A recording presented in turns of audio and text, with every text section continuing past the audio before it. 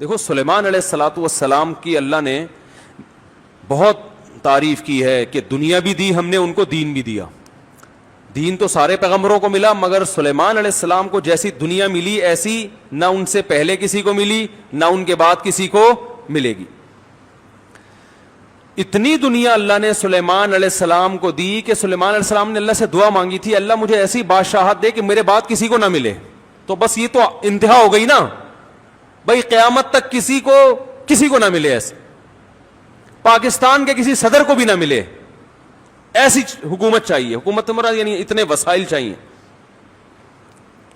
تو اللہ نے سلیمان علیہ السلام کے ماتحت ہواؤں کو کر دیا، اور سمندر کے ہیرے جواہرات جو بھی قیمتی پتھر تھے وہ جنات نکال کے لاتے تھے، جنات کو تابع بنا دیا. اتنی زبردست حکومت. لیکن موت کا منظر بڑا عجیب. میں پہلے سوچتا تھا یا اللہ تو نے سلیمان علیہ السلام کو اس طرح سے کیوں موت دی ہے؟ لاٹھی ہاتھ میں، اپنی شاہی کرسی پہ بیٹھے ہوئے، اور جنات کے ذریعے تعمیرات کروا رہے ہیں عمارتوں کی.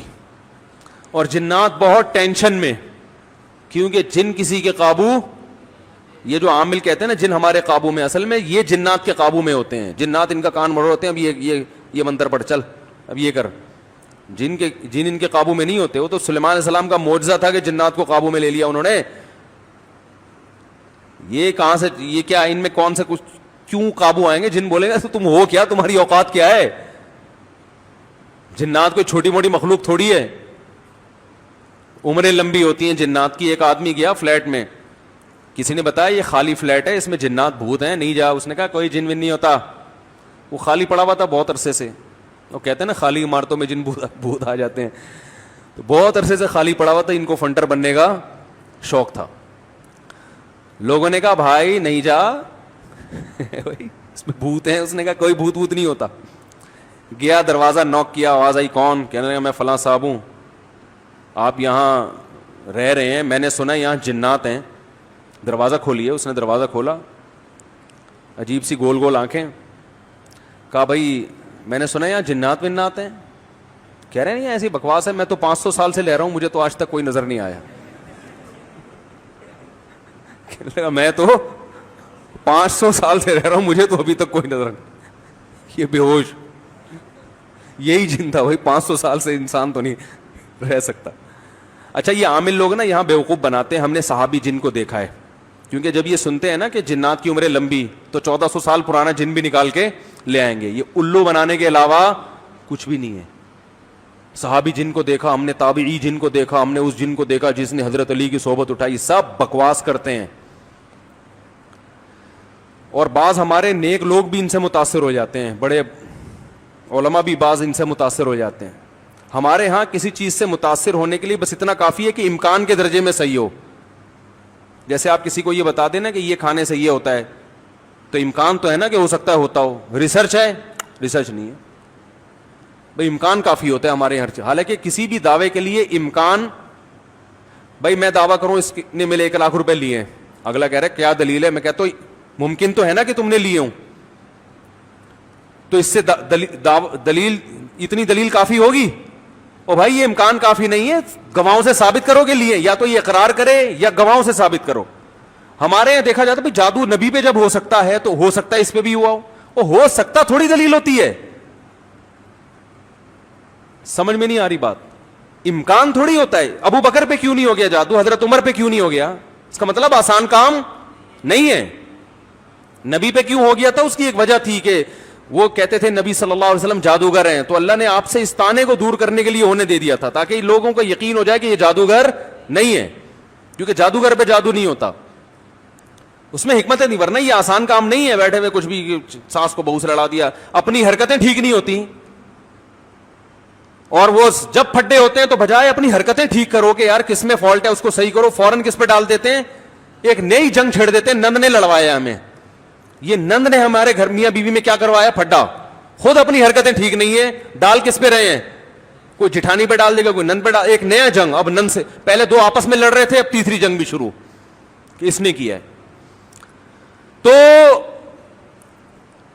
سلیمان علیہ الصلوۃ والسلام بیٹھے ہیں, اللہ نے دیکھو اتنی طاقت اور قوت دی کہ جنات کو آپ کے تابع بنا دیا. قرآن کہہ رہا ہے جنات سخت ٹینشن میں محنت مزدوری کا کام کر رہے ہیں اور عمارتیں بنا رہے ہیں. یہ جو احرام مصر ہے عین ممکن ہے حضرت سلیمان علیہ السلام کی تعمیرات ہوں. اتنی ٹینشن میں جنات, اور ادھر سلیمان علیہ السلام ایسے عصا ہاتھ میں لے کے بیٹھے ہوئے ہیں. اور قرآن کہتا ہے فلما قضینا علیہ الموت, ہم نے موت کا فیصلہ کر دیا. کیسے عجیب انداز ہے. ارے بھائی یہ تو بادشاہ پہلے بیمار ہوتے, اپنا جانشین کسی کو بنا کے جاتے, اور ان کی تو صحت بھی ایسی کہ حدیث صحیح بخاری میں 100 بیویاں ہیں. بھائی کمزور آدمی تو تصور صحیح کیا ہو جائے گا, ڈپریشن میں چلا جائے گا. کیا خیال, تو کیا کیا خاندانی صحت ہوگی. پیغمبروں کو تو اللہ نے ویسے ہی بہت قوت دی ہوتی ہے, قابل رش صحت ہوتی ہے پیغمبروں کی. جنگ میں کمانڈر رہے ہیں, لڑائیاں لڑی ہیں جنگوں میں, اتنی زبردست صحت. اور بھائی آپ کی موت سے پہلے تو اللہ آپ کو بیمار کرتا, پھر علاج ہوتا, پھر طویل عرصہ, پھر بھائی نہیں بس اللہ نے موت دینی تھی تو دے دی, ایسے ہوتا نا. نا نا نا نا.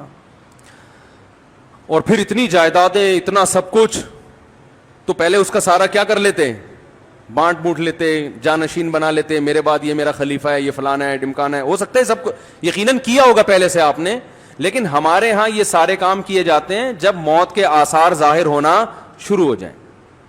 ادھر قرآن کہہ رہا ہے فلما قضینا علیہ الموت, ہم نے سلیمان کو موت دینے کا ارادہ کیا. اور کس وقت, جب وہ بیٹھے ہوئے تعمیراتی کام کروا رہے ہیں جنات کے ذریعے اور انسانوں کے ذریعے. اور اللہ فرماتے ہیں ایسے فرشتہ آیا, روح نکال کے چلا گیا. انبیاء کا جسم موت کے بعد بھی خراب نہیں ہوتا. مرزا غلام احمد قادیانی کی قبر کھول کے دیکھو, اگر ایک ہڈی بھی بچی ہوئی ہے نا, ایک ہڈی بھی اس کمبخت کی باقی ہے, تو جو سزا دینا چاہو آپ دے سکتے ہو. سمجھ رہے ہو, نبی کی کا جسم کبھی بھی خراب نہیں ہوتا. قادیانی اسے کہو اس کی ایک دفعہ قبر کھول کے دنیا کو دکھا دو بس تم. انبیاء کا جسم خراب نہیں ہوتا. تو قادیانی ہو سکتا ہے یہ گستاخی کریں کہ نبی صلی اللہ علیہ وسلم کی تو بھی قبر کوئی کھول نہیں سکتا. تو بھائی نبی صلی اللہ علیہ وسلم کو ہم بھی نبی مانتے ہیں اور آپ بھی نبی مانتے ہیں, اور آپ پر تو اجماع ہے, بلکہ اس کو تو غیر مسلم بھی مانتے ہیں کہ آپ کی باڈی خراب نہیں ہوئی ہے, اس لیے کہ آپ صلی اللہ علیہ وسلم کے جسد اطہر کو قبر مبارک سے نکالنے کی بہت زیادہ کوششیں ہو چکی ہیں ماضی میں, غیر مسلموں نے کی ہیں سرنگیں بنا بنا کے. اس کا مطلب ان کو بھی پتا تھا کہ جسم کیا ہے, سلامت ہے.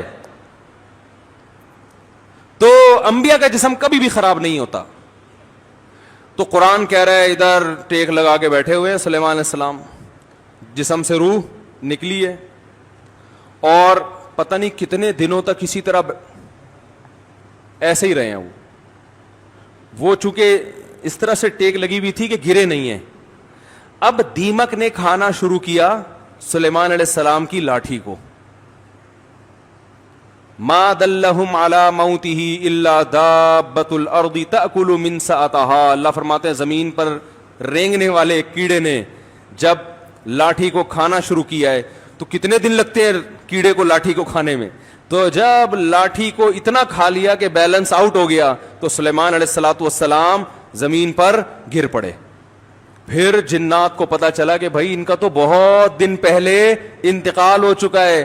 اللہ فرماتے ہیں کہ اگر جنات کو پہلے سے پتا ہو جاتا کہ ان کی موت واقع ہو چکی ہے, ما لبثوا فی العذاب المہین, تو اتنی سخت ٹینشن میں جو انہوں نے دن گزارے اس ٹینشن میں وہ دن نہیں گزارتے.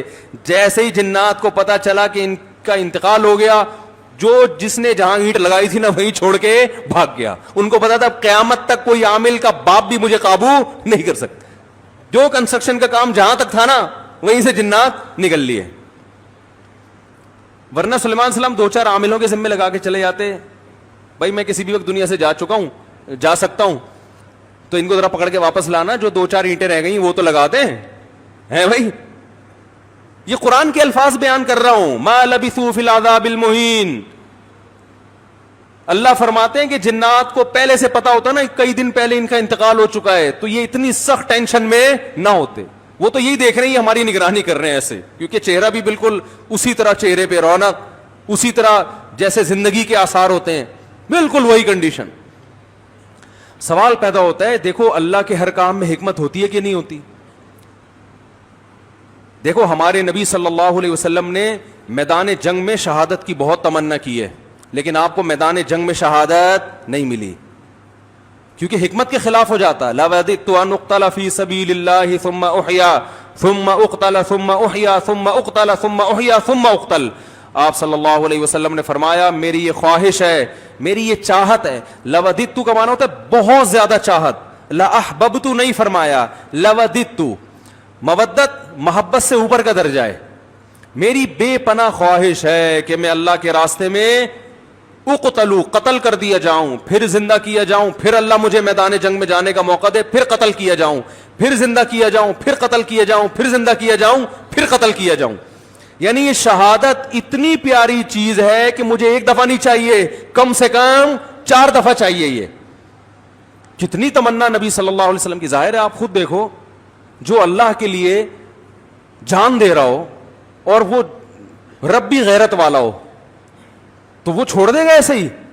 جان دینے سے بڑھ کر دنیا میں کوئی قربانی نہیں ہے. لوگ دعویٰ کرتے ہیں نا محبوب کے لیے کہ میں تمہارے لیے جان دے سکتا ہوں, یہ سب سے بڑا دعویٰ ہوتا ہے. دے نہیں سکتا وہ.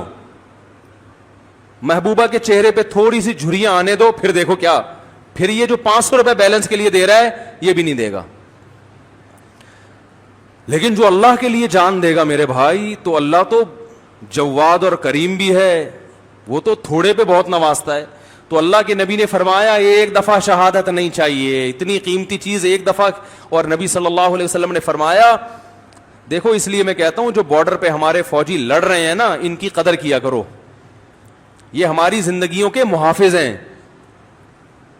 جو ہمارے ملک کے محافظ ہیں وہ ہمارے ایمان کے اور ہمارے دین کے محافظ ہیں یا نہیں ہیں؟ تو کافر تو کھا کے ختم کر دے ہمیں 2 منٹ کے اندر. جو شہادت دینے والا ہے اس کو ہلکا مت سمجھو. جو بھی جہاں بھی اللہ کے لیے لڑ رہا ہے, مسلمانوں کا دفاع کر رہا ہے, اللہ کے ہاں اس کا مقام ہلکا نہیں ہے, بہت بڑا مقام ہے. ہم تو باتیں کر رہے ہیں, جو پریکٹیکلی لڑ کہیں بھی ہو دنیا میں, جو بھی اللہ کے لیے لڑ رہا ہے, تو اللہ کی نظر میں اس کا مقام کم نہیں ہے, بہت بڑا مقام ہے. تو نبی صلی اللہ علیہ وسلم نے فرمایا قیامت کے دن شہید کو لایا جائے گا, اسے جنت کی نعمتیں دی جائیں گی. اللہ اس سے پوچھیں گے بچا تجھے کچھ اور چاہیے؟ وہ کہے گا اللہ تو نے ساری نعمتیں مجھے دے دی, جنت میں حوریں مل گئیں, شہد کی نہریں مل گئیں, دودھ کی نہریں مل گئیں, اور کیا چاہیے؟ الم تبیض وجوہنا, تو نے ہمارے چہروں کو کیا کر دیا؟ سفید. اللہ کہے گا پھر بھی؟ تو کہے گا ایک تمنا ہے اگر تو دے سکتا ہے. یعنی دے سکتا کا مطلب تیرے قانون کا حصہ ہے کہ تو وہ دے گا لوگوں کو. وہ تمنا یہ ہے کہ اللہ دنیا میں دوبارہ بھیج, دوبارہ تیری راہ میں لڑوں اور دوبارہ قتل کیا جائے مجھے, کیونکہ جو تیری راہ میں مرنے کی لذت تھی وہ لذت جنت میں حاصل نہیں ہو رہی. وہ ایک الگ ہی چیز ہے نا. یہ احساس انسان کو بڑا کر دیتا ہے کہ میں کس کے لیے جان دے رہا ہوں؟ اللہ کے لیے. تو وہ مزہ نہیں ہے. یہ جسمانی لذتیں ہیں جو جنت میں آ رہی ہیں, وہ لذت تھی روحانی, وہ لذت نہیں ہے. تو 4 دفعہ نبی صلی اللہ علیہ وسلم نے شہادت کی تمنا کی ہے کہ بار بار یہ عمل ہو. اور آخر ختم کس پر کیا؟ ثم اقتل. ہم ہوتے ہم کہتے ہیں اللہ میرا دل چاہتا ہے میں تیری راستے میں قتل کیے جاؤں, پھر شہید کیے جاؤں, پھر قتل کیے جاؤں, قتل کیے جاؤں, پھر زندہ کیے جاؤں, پھر قتل کیے جاؤں, پھر زندہ کیے جاؤں, پھر قتل کیے جاؤں, پھر زندہ کیے جاؤں, پھر قتل کیے جاؤں, پھر زندہ کر کے چھوڑ دیا جاؤں. اینڈ کہاں ہوتا ہمارا بھائی؟ ہے بھائی کہ پھر 4 دفعہ شہادت کا ثواب حاصل کر کے پھر اپنی لائف کو میں کیا کروں گا بھائی؟ انجوائے کروں گا. نا نا نا نا نا. نبی نے ختم کہاں کیا؟ بولو بھائی, قتل پہ. اینڈ کیا ہونا چاہیے؟ تیری راہ میں قتل. تیری راہ میں قتل, انجام یہاں ہونا چاہیے. اس کے باوجود آپ صلی اللہ علیہ وسلم کو میدان جنگ میں شہادت نہیں ملی. آپ کی موت شہادت سے ہی ہوئی ہے, اس لیے کہ وہ یہودی نے زہر پلایا تھا تو اس کے آثار تھے کہ آخر وقت میں آپ پر بخار آیا. لیکن جو میدان جنگ کی شہادت ہوتی ہے نا, جس کی نبی تمنا کر رہے ہیں, وہ والی شہادت نہیں ملی.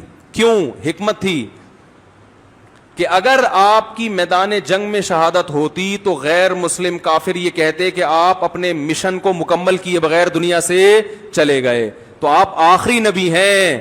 آخری نبی جب تک اپنے مشن کو مکمل نہیں کر لیں گے تو اس وقت تک آپ پر موت واقع نہیں ہو سکتی. اور یہ طبعی موت میں ہو سکتا ہے, کیونکہ جب طبعی طور پر انسان کی موت واقع ہوتی ہے اس کو وصیت کا موقع ملتا ہے, اسے سب جو ہے نا سارے کام کرنے کا, سمیٹنے کا موقع ملتا ہے. تو وہ تو نبی اگر میدان جنگ میں شہید ہوتے تو بھی سارے کام پہلے کمپلیٹ کر لیتے, لیکن ایک شک ہو سکتا تھا غیر مسلموں کو, تو اللہ نے وہ شک کے راستے بھی کیا کر دیے, ختم. کہ آپ کو کئی دن بیمار کیا گیا, جو جو وصیتیں آپ نے کرنی تھی کر لی, اور ہمیں اطمینان ہو گیا کہ اب جو کام رسول اللہ صلی اللہ علیہ وسلم نے کرنا تھا, جو وصیتیں کرنی تھی کہ میرے بعد میرا جانشین کون ہوگا, اور وہ ساری فائلیں آپ صلی اللہ علیہ وسلم کمپلیٹ کر کے گئے ہیں, سارے کام مکمل کر کے گئے ہیں. نماز میں آخری دنوں میں جب آپ بیمار ہوئے تو آپ نے حکم دیا کہ ابو بکر کو کہو وہ نماز پڑھائیں. اس میں اشارہ تھا کہ میرے بعد جانشین کون ہے. دیکھو سفر میں آپ صلی اللہ علیہ وسلم قضاء حاجت کے لیے گئے, جماعت کا وقت ہو گیا تو دوسرے صحابی نے نماز پڑھا دی. ایسا ہوا ہے؟ ابی ابن کعب رضی اللہ تعالیٰ نے نماز پڑھائی, لیکن یہ نماز یہ اپنا مسلح حوالے کرنے والی نماز نہیں تھی. یہ تو کوئی بھی امام کی جگہ کھڑا ہو سکتا ہے نا, امام کو کوئی عذر ہے.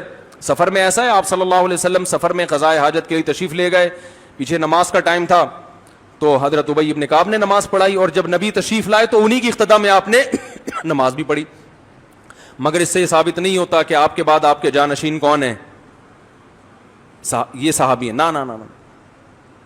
لیکن جب مرض موت میں مستقل امام بنانے کی ضرورت ہے کہ اب آپ بیمار ہو گئے ہیں, تو صحابیات کہہ رہی ہیں, نبی نے فرمایا مرو ابا بکر فلیصلی بالناس, ابو بکر سے کہو کہ لوگوں کو نماز پڑھائیں. صحابیات نے کہا, امی عائشہ نے کہا یا رسول اللہ میرے والد ابو بکر کمزور دل کے نرم دل کے ہیں, وہ آپ کے مصلی پہ آپ کو غیر موجود دیکھ کر برداشت نہیں, عمر سے کہہ دیں وہ پڑھا دیں, وہ کیا ہے مضبوط, وہ پڑھا دیں گے. ایسے موقع پہ آپ صلی اللہ علیہ وسلم یہ کہہ سکتے تھے کہ بھئی سفر میں کسی نے بھی پڑھا دی تو اس میں بحث کرنے کی کیا ضرورت ہے, میری طبیعت خراب ہے کوئی بھی آ جائے ہے بھائی, کسی کو بھی کہو نماز پڑھا دے. نا. آپ کو پتا تھا آج جس کو مصلی پہ کھڑا کر دیا تو قیامت تک کے لیے اسٹیمپ لگ جائے گی کہ نبی کا جانشین کون ہے. بولو بھائی, یہ ہیں. تو آپ صلی اللہ علیہ وسلم فرمایا نا ابو بکر سے کہو. پھر امی عائشہ نے فرمایا, حالانکہ امی عائشہ کو تو خوش ہونا چاہیے نا, ان کے تو والد ہیں, لیکن وہ دیکھ رہی ہیں کہ رقیق القلب ہیں, اور اللہ کے نبی ابو بکر کے علاوہ کسی اور کو قبول, بولو بھائی نا. تو یہ اتنا جو موقع ملا, آپ نے فرمایا پھر سب ازواج کو ڈانٹ لگائی آپ صلی اللہ علیہ وسلم نے کہ تم ایسے ہی مجھ سے جھگڑا کر رہی ہو جیسے یوسف علیہ السلام کے دربار میں جو عورتیں جھگڑ رہی تھیں. تو پھر آرڈر دیا کہ نہ ابو بکر کے علاوہ کوئی بھی نہیں. تو اگر آپ میدان جنگ میں شہید ہو جاتے اچانک تو یہ ساری حکمتیں کیا ہو جاتی, فوت ہو جاتی. تو اللہ نے نہیں شہید ہونے دیا. تو ایسے ہی سلیمان علیہ السلام کو اللہ نے اچانک موت دی ہے, بالکل اس کے برعکس بیٹھے ہوئے ہیں اور جناب فرشتہ آیا, چلو بھائی ٹھیک. موسیٰ علیہ السلام کے پاس آتا تو پہلے ایک چماٹ کھاتا. حدیث میں آتا ہے ہر پیغمبر, دیکھو جتنے بھی علماء ہیں نا, ہر ایک کا مزاج دوسرے سے مختلف ہوتا ہے. مزاج کو دیکھ کے کبھی فیصلہ نہ کیا کرو یہ صحیح ہے یہ غلط ہے. بعض کا مزاج جلالی ہوتا ہے, بعض کا مزاج نرم ہوتا ہے. تو جو نرم مزاج علماء کے پاس رہے ہیں, جب کسی جلالی سے واسطہ پڑتا ہے تو کہتے ہیں ان کے اخلاق ٹھیک نہیں ہے. بھائی اخلاق کی بات نہیں ہے, ہو سکتا ہے ان کے اخلاق ان سے بھی اچھے ہوں, مزاج میں کیا ہے تھوڑا سا جلال ہے. تو مارکیٹ میں ہر قسم کی چیز چاہیے نا, سارے میٹھے میٹھے میٹھے بن جائیں گے تو یہ تو لوگ تو مولویوں کو کھا کھا کے ختم کر دیں گے. ہمارے حضرت جلالی تھے, ایسا نہیں کوئی بھی اٹھ کے آ گیا بیل بجا دی حضرت سے ملنے آئے ہوں. فرمایا بھائی ٹائم ہوتا ہے ہر چیز کا. بڑے بڑے آفیسر آتے تھے حکومت کے, حضرت لفٹ نہیں کراتے تھے, ٹائم ہے اس پہ آؤ گے بیٹھیں گے, اور فالتو بات کرنے کی اجازت. حضرت کے پاس تو بات کرنے سے پہلے آدمی سوچتا تھا, اس لیے کہ وہ کام تھا ان کا, سارا دن مصروف تھے. اگر وہ اس طرح سے بیٹھ جاتے ٹھیے لگا کے, لوگ تو آئیں گے, لائن لگے گی. اور بعض علماء کیا ہوتے ہیں, وہ ذرا جمال ان کی طبیعت میں غالب ہوتا ہے. آپ نہیں آئے تو خود آپ کے گھر پہنچ جائیں گے, بھائی بہت دن ہو گئے اب تک آئے کیوں نہیں آپ, ہے بھائی. تو یہ ڈیزائن ہے, چلتا ہے. بدگمان نہ ہوا کرو, شریعت پہ اگر چل رہے ہیں نا تو بس صحیح ہے. تو موسیٰ علیہ السلام تھے کیا, جلالی. حدیث میں آتا ہے ان کے پاس فرشتہ آیا انسانی شکل میں. موسیٰ علیہ السلام نے پوچھا کیسے آنا ہوا, کون ہو بھائی؟ انہوں نے کہا موت کا فرشتہ ہوں, آپ کی جان لینے کے لیے آیا ہوں, آپ کی جان لینے کے لیے. حضرت موسیٰ نے ایک زور سے لگایا تماچا, حدیث میں آتا ہے آنکھ نکل کے گر گئی ان کی. پھر اللہ میاں کے پاس گئے, اللہ اپنے کس بندے کے پاس تو نے مجھے بھیج دیا. اب سوال یہ پیدا ہوتا ہے کہ حضرت موسیٰ نے تھپڑ کیوں مارا ہو. اب اس کی تو ظاہر ہے پیغمبر کوئی غلط کام تو کرتے نہیں ہے, تو بہت ساری لوج میرے ذہن میں یہ آتا ہے کہ ان کو یہ فرشتے کا اسٹائل پسند نہیں آیا. شاید یہی وجہ ہو سکتی ہے. کیسے ایکسکیوز کر رہے ہو آ کے, جیسے کوئی ہدیہ دینے کے لیے آئے ہو. جیسے وہ ایک آدمی کی شادی ہوئی نا, تو دلہن کے پاس گیا تو اب سمجھ میں نہیں آ رہا تھا بات چیت کی ابتدا کیسے ہو, بغیر تمہید کے شروع ہو جائیں تو بولے گی وہ پھوڑ پتہ نہیں اس کو تو بات چیت نہیں آتی. تو اب گھنٹہ بیٹھ کے سوچ رہے کہ بات چیت شروع کیسے کروں. بعض لوگ ادب کے مارے ہوئے ہوتے ہیں نا, ارے بھائی تو جیسے بھی چاہے سمجھ میں آ رہا ہے شروع کر دے. ادب کا مارا ہوا تھا بیچارہ, اردو ادب کا. تو کافی دیر سوچنے کے بعد کہتا ہے کل میری آپ سے شادی ہوئی تھی, اس سلسلے میں حاضر ہوا ہوں. کل میری آپ سے شادی ہوئی تھی, اس سلسلے میں حاضر ہوا. تو خیر سلیمان علیہ السلام کی جو موت اچانک ہوئی ہے, اصل میں سلیمان علیہ السلام کے پاس وسائل بہت تھے, حکومت بہت تھی, کام اس طرح سے بہت پھیلا ہوا تھا. تو ان کو اس طرح سے اچانک موت دے کے اللہ نے بتا دیا کہ تم اس خوش فہمی میں نہ رہو کہ تمہاری بچیوں کی ابھی شادی نہیں ہوئی ہے تو پہلے ان کی شادیاں ہو جائیں گی, بچے اپنے پاؤں پہ کھڑے ہو جائیں گے, ابھی تو تم نے کمیٹی ڈالی ہے وہ نکلے گی, پھر تم کمرشل پلاٹ خریدو گے, ہیں بھائی. اور ابھی تو یوں ہے, ابھی تو میں بہت صحت مند ہوں, میں نے اپنی رپورٹیں سارے ٹیسٹ کروائے, ایک دم اوکے کی رپورٹ ہے, ڈاکٹر نے کہا تو 50 سال سے پہلے مرنے والا نہیں ہے, اور بالکل فٹ فاٹ, اور نہ کوئی ڈپریشن, اور بالکل, اور ابھی میرا زندہ رہنا بہت ضروری ہے کیونکہ میں مر گیا تو کمپنی کا کیا ہوگا, بچیوں کا کیا ہوگا, بیوی کا کیا ہوگا, اور میرے والدین کا کیا ہوگا. تو اللہ نے بتایا تم کس کھیت کی مولی ہو بھائی, اتنے بڑے پیغمبر اور اتنے وسائل کہ تم ان وسائل کا تصور نہیں کر سکتے. میں نے جب ارادہ کیا تو ان سے مشورہ نہیں لیا, بیٹھے بیٹھے موت دے دیے, سارے کام ادھورے, سارے پروجیکٹ, وہ جو اینٹ جہاں رہ گئی تھی نا آخری, جن وہ چھوڑ کے بھی بھاگا ہے. تو تمہارے پروجیکٹ کی کیا حیثیت ہے, تم کس کھیت کی مولی ہو بھائی. تو جس کو جتنی دنیا بھی دے دوں سیکنڈ بھی نہیں لگے گا چھیننے میں, تو زیادہ فنڈر بننے کی کوشش, اپنی جو صحت کی رپورٹیں ہیں نا, کولیسٹرول لیول بالکل سیٹ ہے بھائی, ہر سب کچھ ٹھیک ہے, اس کے باوجود بیٹھے بیٹھے مار دوں گا. وہ ہمارے یہاں بہاریوں میں مشہور ہے کہ جب موت آتی ہے نا, اونٹ پہ بیٹھے ہوئے آدمی کو کتا کاٹ لیتا ہے, جو نہ کٹے آری سے کہتے ہیں نا, وہ کٹے بہاری سے. تو ان باتوں کی وجہ سے تو کہتے ہیں لوگ, ویسے بہت اچھے لوگ ہوتے ہیں, کوئی ناراض نہ ہو جاؤ بھائی, لیکن باتیں بہرحال بہت ٹائٹ کرتے ہیں. جو نہ کٹے آری سے کہتے ہیں وہ کٹے. تو اونٹ پہ بیٹھے ہوئے آدمی کو کیا کاٹ لیتا ہے. ہمارے بہاری دوست تھے, ابھی بھی ہیں, تھے کیا, بیان بھی سنتے ہوں گے انشاءاللہ. وہ ایک کہتے تھے مفتی صاحب جب شامت آتی ہے تو اونٹ پہ بیٹھے ہوئے آدمی کو, میں نے کہا یار باتیں تمہاری بڑی ٹائٹ ہیں یار, اونٹ پہ بیٹھے ہوئے آدمی کو کیا کاٹ لیتا ہے؟ کتا. تو ہم اور آپ کس کھیت کی مولی ہیں بھائی. ہمارے ایک دوست تھے, بڑے مالدار بھی تھے, اور مدرسے میں ہمارے ساتھ پڑھا کرتے تھے. اکلوتے بیٹے تھے والدین کے. والدین نے ان کو عالم بنانے کے لیے سارے وسائل لگا دیے. جب عالم بن کے فارغ ہوئے, ایکسیڈنٹ میں ان کی موت واقع ہو گئی.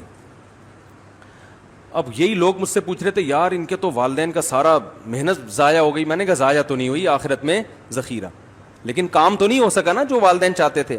میں نے کہا بھائی اللہ کہہ رہے ہیں ان کی موت میں کیا حکمت ہے؟ میں نے کہا ان کی موت میں یہ حکمت ہے, اللہ نے بتا دیا میں کسی کو کسی بھی وقت مار سکتا. کوئی بھی کسی بھی ٹائم پہ دنیا میں جا سکتا ہے, چاہے ملک کا بیڑا غرق ہو جائے, گھر کا بیڑا غرق ہو جائے, یا سارے کاروبار کا بیڑا غرق ہو جائے, تعلیم ادھوری رہ جائے, کچھ بھی ہو جائے, سارے پروجیکٹ کی ایسی کی تیسی ہو جائے.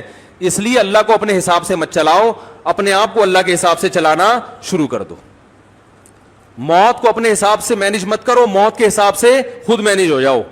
پہلے سے وصیتیں لکھ کے رکھو, اگر یہ اینٹ لگنے سے پہلے میں مر گیا تو کیا ہوگا, یہ اگلی اینٹ کون لگائے گا؟ صحیح ہے نا. تو ہم لوگ موت کو مانتے ہیں, موت کے لیے تیار نہیں ہے.